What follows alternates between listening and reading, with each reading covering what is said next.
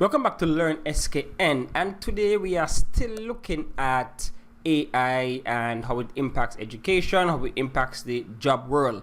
And so I came across this article that was published on August the 7th, 2025, and it's an article depicting, outlining research done by Microsoft. And so apparently there are some jobs that are more vulnerable, are more susceptible to being taken over by AI, and there are some that AI kind of can't touch, right? And so we're going to run through, it's a long, extensive list, but we're going to look at the top 10, and then we're going to dig into some more further down, right? So I think Microsoft did over a lot of jobs, a lot of different jobs. You know, Microsoft is big into AI because, you know, they want to push their own, what they call a copilot, and, you know, they invested heavily into OpenAI, the makers of ChatGPT. So, you know, Microsoft, they have skin in the game when it comes to AI.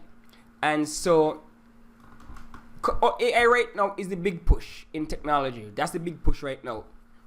Because a lot of companies like NVIDIA is one of the biggest companies in the world right now, because they make the chips that go into all of the AI processing and stuff like that. NVIDIA used to make those chips, those GPUs, graphic cards that we used to play games, but now their bread and butter is those AI chips. So let's just dig into what this data suggests. So, are there any AI safe jobs left? Microsoft surprising data. So let's just look at the top 10, as they say. So top 10 jobs facing the highest AI disruption. So that can either mean that the job goes away altogether, or it just changes significantly. And there's one right here that's kind of obvious, right? It's kind of obvious. So, I mean, those who are looking to further their studies, this is what you can use. Because look at this. Number one, interpreters and translators. Your very phone, right? Your very cell phone can be used to translate different languages. So already we saw that job is going downwards. Even software like Zoom and those kind of software, they have settings where if someone is talking, you can click translate and choose your language. So we know that AI already damaging the jobs of interpreters and translators. Now they have earpieces that hears what someone is saying in a different language, and they translate it to yours.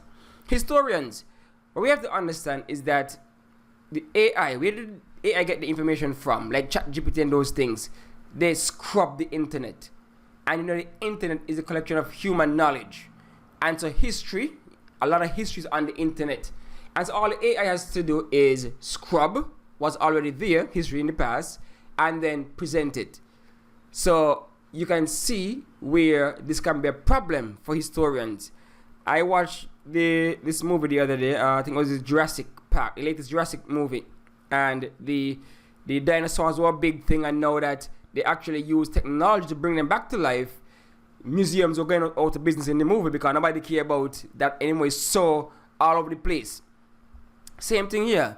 Museums and those things might end up going out because when you have AI, it could give you a whole virtual tour, right? To see all historical events and places and items and things like that, right? You look at a game like Assassin's Creed, right? Those who play games, look at Assassin's Creed. You can actually tour ancient Venice, ancient Egypt, those things in that game, right? So that's one. Okay, of course, passenger attendants.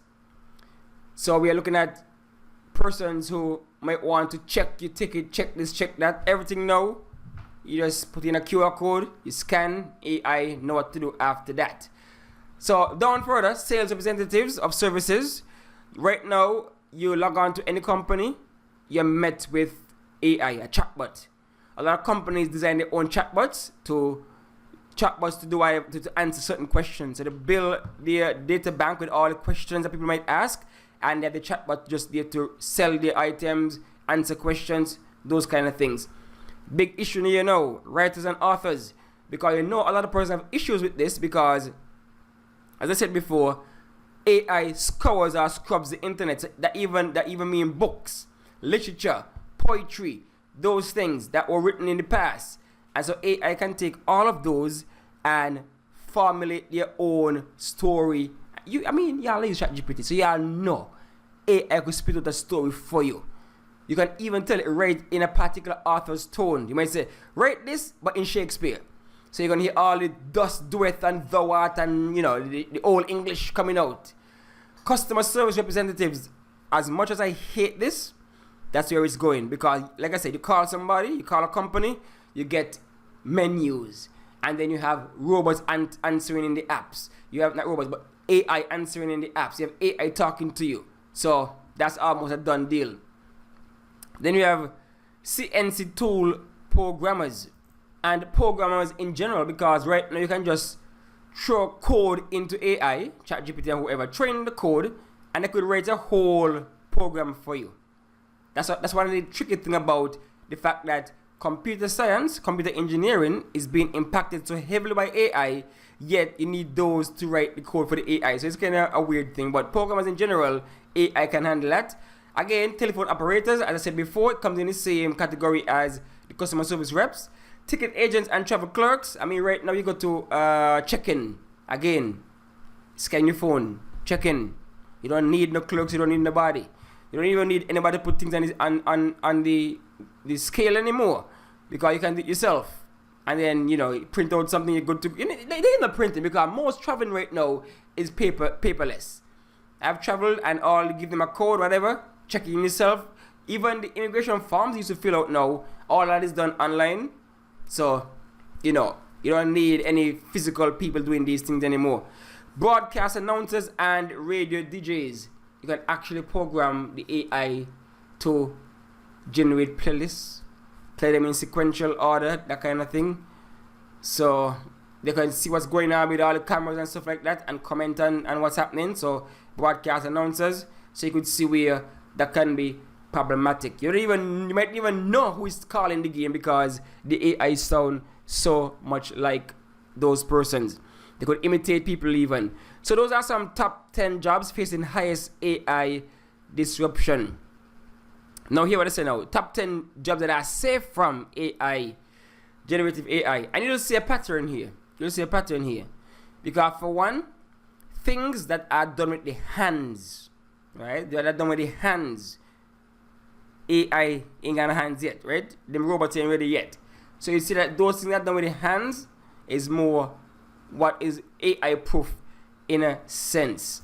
And a lot of things in healthcare are going to be, a lot of the patient care in healthcare are going to be AI proof in a sense, because AI can't extend that human compassion, So the first one we have here is the phlebotomist.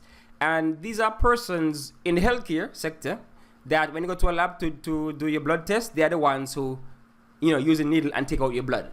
So let me see AI replace that. Nursing assistant. Again, you need someone with that human capacity, the human care to help individuals, help them out of the bed, help them bathe, help them do those kind of things. AI ain't doing that. Hazardous material removal workers. That goes without saying. Helpers like painters, plasterers, people on the construction site. We reach a point where AI can do any of those hands-on things. Embalmers in the funeral homes. Plant and system operators, all other. So plant and system operators. So you need persons to keep an eye out for these things, to operate the plant, operate certain systems. Because, for example, Tesla was trying to promote the whole, robotic cars and things like that. And one of them ended up knocking down, killing somebody. And so they sue. Right? The autopilot and those kind of things. So you still need humans to control certain things that AI just cannot. Right? Then we have oral and maxillofacial surgeons. So that's surgeons of the jaw, the face, the neck, those kind of things. Of course, the mouth area. And some of those are sensitive areas. You have these small bones and that kind of thing. And so you don't need AI playing with you like that, right? You don't need AI playing with you like that. So you want somebody who's trained, whose hands are steady to do your surgery for you. Automotive glass installers and repairers. Again, hands-on. Using the hands, put the glass in the car. Ship engineers, tire repairers, and changers. So you go to the tire shop. We are a long way from robots doing all of these things. And so these jobs are relatively safe from AI according to Microsoft's research and data. Alright, so that's the top 10, but of course, they are a lot, like I said, they look at a lot, and so you have 40, they add additional 40 here, additional 30 to the 10 for jobs that are relatively safe and jobs that are at risk for AI. And so we have some that are at risk: brokerage clerks, farm and home management educators, telemarketers, concierge, political scientists, mathematicians, of course, technical writers, proofreaders, and copy makers. So the list goes on and on and on, right? And they have some educators like myself, right?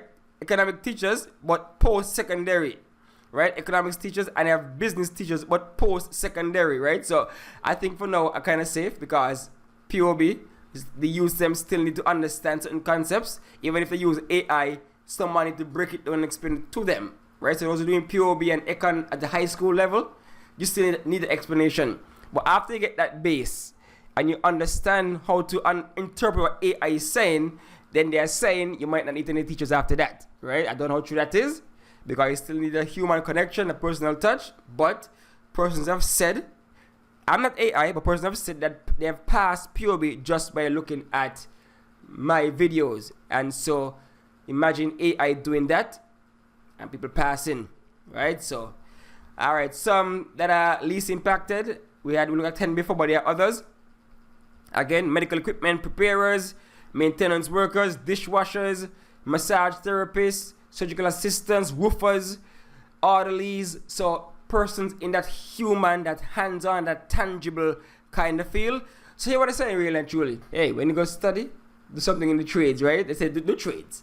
You know, trades are safe from AI for now, at least, right? Do something in the trades, because the mental industry, the mental work out there, they kind of AI might take them over eventually. All right, so feel free to Google it, look for it on Microsoft's website if you can find it, and delve deeper into it. I just want to bring this to your attention.